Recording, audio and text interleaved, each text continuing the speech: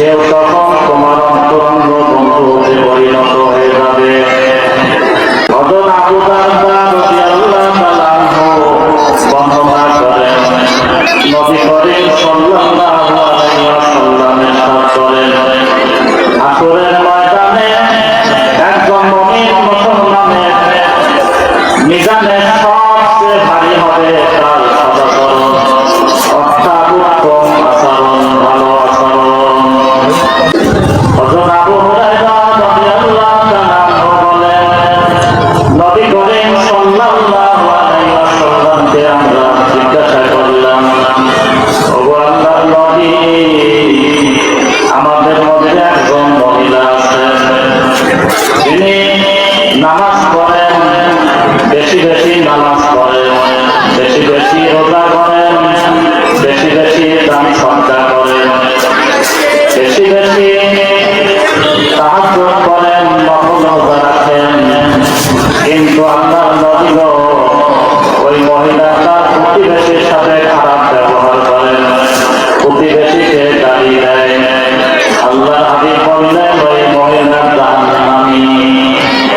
পক্ষান্তরে সাহাবীগণ নবী করিম সাল্লাল্লাহু আলাইহি ওয়াসাল্লামকে বললেন, ইয়া রাসূলুল্লাহ, আরেকজন মহিলা আছে, শুধু ফরজ নামাজ পড়ে এবং বছরে একবার ফরজ রোজা পালন করে, সামান্য কিছু দান সদকা করে, কিন্তু প্রতিবেশীর সাথে ভালো আচরণ করে, কাউকে গালি দেয় না, কাউকে কষ্ট দেয় না। আল্লাহর হাবিব বললেন, ও আমার সাহাবীরা, শুনে রাখো, ওই মহিলা হলো জান্নাতি। আমরা নামাজ, রোজা, হজ, যাকাত, যত রকম ইবাদত করি, মুখে দাড়ি রাখি, মাথায় টুপি পরি, পায়জামা পাঞ্জাবি পরি, আরো যত রকম ইবাদত আছে আমরা সবগুলো ঠিক মতো করি, কিন্তু আমাদের আখলাক দেখলে মনে হয় না আমরা মুসলমান। আমাদের মধ্যে সদাচরণের অভাব। একজন মানুষ যত বড় ইবাদতকারী হোক না কেন, যত বড় নিজেকে আলেম, নিজেকে জ্ঞানী দাবি করে না কেন, ওই ব্যক্তির ইবাদত কিন্তু কেউ লক্ষ্য করে না। মানুষ খেয়াল করে তার আদব কায়দা কিরকম, তার চরিত্র কিরকম। নবী করিম সাল্লাল্লাহু আলাইহি ওয়াসাল্লাম এবং সাহাবীগণ মুখে দাওয়াত দিয়ে যত মানুষকে ইসলামের পথে নিয়ে আসছেন, এর চেয়ে বেশি বেশি লোককে ইসলামের পথে নিয়ে আসছেন আদব, আখলাক এবং উত্তম চরিত্রের মাধ্যমে। উত্তম আচরণ পাওয়ার সবচেয়ে হকদার হলো আমাদের মা বাবা, নিকটতম আত্মীয় স্বজন, স্ত্রী, ছেলে মেয়ে। একজন ইহুদি এসে প্রস্তাব দিলেন, হে আল্লাহর নবী, আমি মুসলমান হব, কিন্তু আমার একটা শর্ত আছে। নবীজি বললেন, কি শর্ত তোমার? ওই ইহুদি বললেন, আমার জেনা করার প্রচন্ড শখ, জেনা করতে আমার ভালো লাগে, আপনি যদি আমাকে জেনা করার পারমিশন দেন, তাহলে আমি মুসলমান হব। একদিন সাহাবীগণকে সাথে নিয়ে আল্লাহর হাবিব মসজিদে নববীর মধ্যে বসে আছেন। এর মধ্যে একজন ইহুদি এসে মসজিদের মধ্যে প্রবেশ করে প্রসাদ করে দিলেন।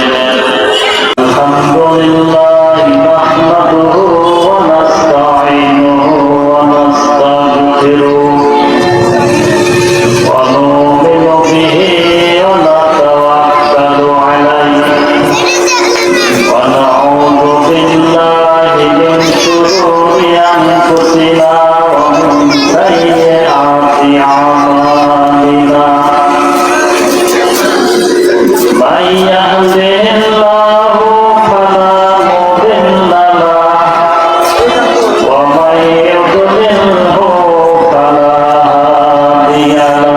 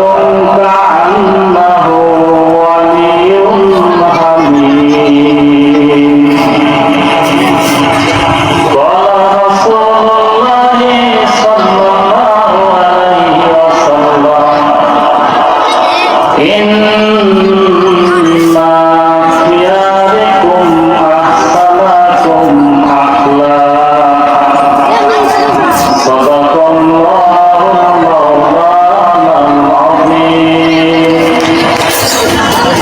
ওয়া সাদাকার রাসূলুন নাবিয়্যুল কারীম ওয়া নাহনু আলা যালিকা মিনাশ শাহিদিন ওয়া শাকিরিন ওয়ালহামদুলিল্লাহি রাব্বিল আলামিন।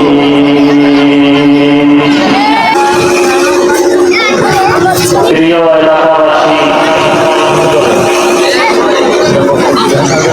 আমরা সেই মহান রবের প্রতি শুকরিয়া আদায় করছি, যিনি আমাদেরকে দুনিয়ার যাবতীয় গুনার কাছ থেকে বিরত রেখে আজকের এই পবিত্র কোরআনের বরকতময় মাহফিলে আসার তৌফিক দিলেন। সেই মালিকের দরবারে আমরা শুকরিয়া আদায় করি, সবাই বলি আলহামদুলিল্লাহ। আল্লাহ পাক যখন কোনো মানুষকে ভালোবাসেন তখন তার দিনের পথে চলাটা সহজ করে দেন। এই জন্য আমরা যে কোনো সময় কোনো দিনের কাজ করতে পারলে আমরা বেশি বেশি আল্লাহ পাকের শুকরিয়া আদায় করব। প্রিয় হাফেজিন, আমরা নামাজ, রোজা, হজ, যাকাত যত রকম ইবাদত করি, মুখে দাড়ি রাখি, মাথায় টুপি পরি, পায়জামা পাঞ্জাবি পরি, আরো যত রকম ইবাদত আছে আমরা সবগুলো ঠিক মতো করি, কিন্তু সবচেয়ে আমাদের মধ্যে সদাচরণের অভাব। অথচ সদাচরণ এমন একটি গুণ, এমন একটি মুমিনের বৈশিষ্ট্য, যে বৈশিষ্ট্যর কারণে আল্লাহ হাবিব মুহাম্মদ রাসূলুল্লাহ সাল্লাল্লাহু আলাইহি ওয়াসাল্লাম বলেন, যে ব্যক্তি সদাচরণের গুণটি অর্জন করতে পারবে সে জান্নাতি, আর যে সদাচরণের গুণ অর্জন করতে পারবে না সে জাহান্নামী। হযরত আবু হুরায়রা রাদিয়াল্লাহু তাআলা আনহু বলেন, নবী করিম সাল্লাল্লাহু আলাইহি ওয়াসাল্লামকে আমরা জিজ্ঞাসা করলাম, ওগো আল্লাহর নবী, আমাদের মধ্যে একজন মহিলা আছেন, যিনি নামাজ পড়েন, বেশি বেশি নামাজ পড়েন, বেশি বেশি রোজা করেন, বেশি বেশি দান সদকা করেন, বেশি বেশি তাহাজ্জুদ করেন, নফল রোজা রাখেন, কিন্তু আল্লাহর নবী গো, ওই মহিলাটা প্রতিবেশীর সাথে খারাপ ব্যবহার করেন, প্রতিবেশীকে গালি দেয়। আল্লাহর হাবিব বললেন, ওই মহিলা জাহান্নামী। পক্ষান্তরে সাহাবীগণ নবী করিম সাল্লাল্লাহু আলাইহি ওয়াসাল্লামকে বললেন, ইয়া রাসূলুল্লাহ, আরেকজন মহিলা আছে, শুধু ফরজ নামাজ পড়ে এবং বছরে একবার ফরজ রোজা পালন করে, সামান্য কিছু দান সদকা করে, কিন্তু প্রতিবেশীর সাথে ভালো আচরণ করে, কাউকে গালি দেয় না, কাউকে কষ্ট দেয় না। আল্লাহ হাবিব বললেন, ও আমার সাহাবীরা শুনে রাখো, ওই মহিলা হলো জান্নাতি। প্রিয় হাফেজিন, এর দ্বারা বোঝা যায় শুধু ইবাদত বন্দেগী ঠিকমতো করলে হবে না, আমার যদি আদব আখলাক, উত্তম আচরণ যদি না থাকে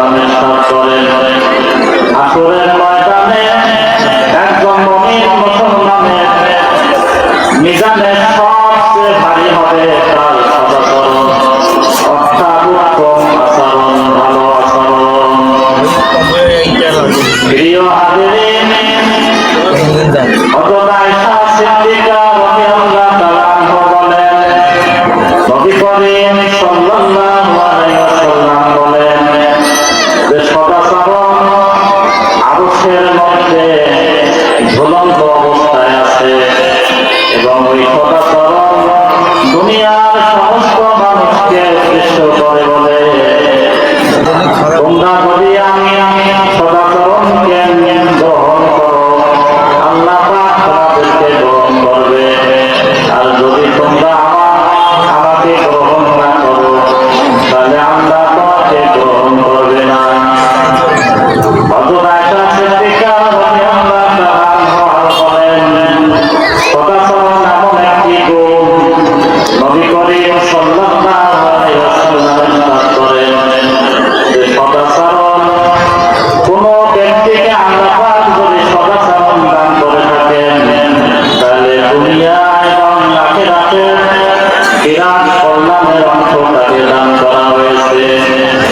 আর যে ব্যক্তিকে আল্লাহ পাক সদাচরণ দান করেন না, তাকে দুনিয়া এবং আখিরাতের সমস্ত কল্যাণ থেকে বঞ্চিত করা হয়েছে। প্রিয় হাজিরিন, আমরা নামাজ, রোজা, হজ, যাকাত যত রকম ইবাদত করি, মুখে দাড়ি রাখি, মাথায় টুপি পরি, পায়জামা পাঞ্জাবি পরি, আরো যত রকম ইবাদত আছে আমরা সবগুলো ঠিক মতো করি, কিন্তু সবচেয়ে আমাদের মধ্যে সদাচরণের অভাব। আল্লাহ পাক বলেন, ওয়ালা তাস্তাবিল হাসানাতু ওয়ালা সাইয়্যাতু ইদফা বিল্লাতী হিয়া আহসানু ফাইযাল্লাযী বাইনাকা ওয়া বাইনাহু আদাওয়াতুন কাআন্নাহু ওয়ালিয়্যুন হামীম। আল্লাহ পাক ইরশাদ করেন, আলো এবং মন্দ এক হতে পারে না, মন্দকে তোরা প্রতিহত করো ভালো দ্বারা। কারণ তোমার সাথে যার শত্রুতা আছে, সেও তখন তোমার অন্তরঙ্গ বন্ধুতে পরিণত হয়ে যাবে। নবী করিম সাল্লাল্লাহু আলাইহি ওয়াসাল্লাম এবং সাহাবীগণ মুখে দাওয়াত দিয়ে যত মানুষকে ইসলামের পথে নিয়ে আসছেন, এর চেয়ে বেশি বেশি লোককে ইসলামের পথে নিয়ে আসছেন আদব, আখলাক এবং উত্তম চরিত্রের মাধ্যমে। নবী করিম সাল্লাল্লাহু আলাইহি ওয়াসাল্লামের আখলাক দেখে অনেক কাফের মুসলমান হয়েছেন। একদিন সাহাবীগণকে সাথে নিয়ে আল্লাহর হাবিব মসজিদে নববীর মধ্যে বসে আছেন।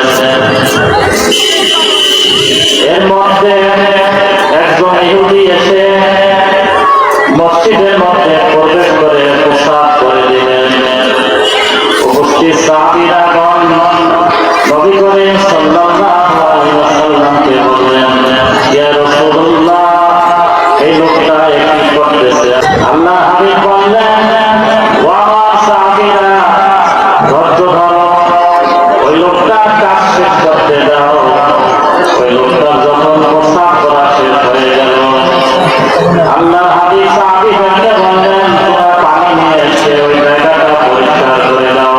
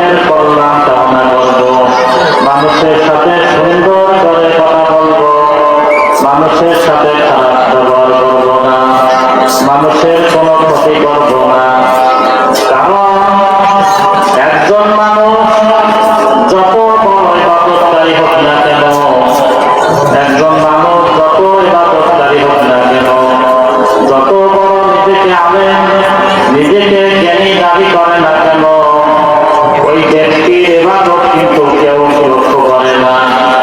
মানুষ খেয়াল করে তার আদব কায়দা কিরকম, তার চরিত্র কিরকম। ওই লোকটা যদি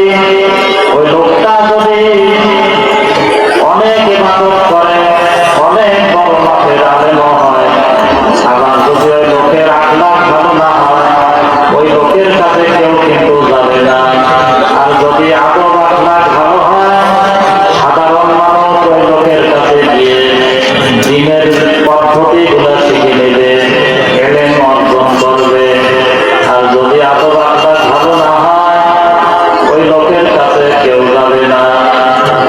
এ কারণে আল্লাহ রাব্বুল আলামিন মুহাম্মদুর রাসূলুল্লাহ সাল্লাল্লাহু আলাইহি ওয়াসাল্লামকে বলতেছেন, হে নবী, আপনার মুখের ভাষা যদি কঠোর হতো এবং হৃদয়টা যদি কঠোর হতো, তাহলে লোকজন আপনার কাছ থেকে সরে যেত।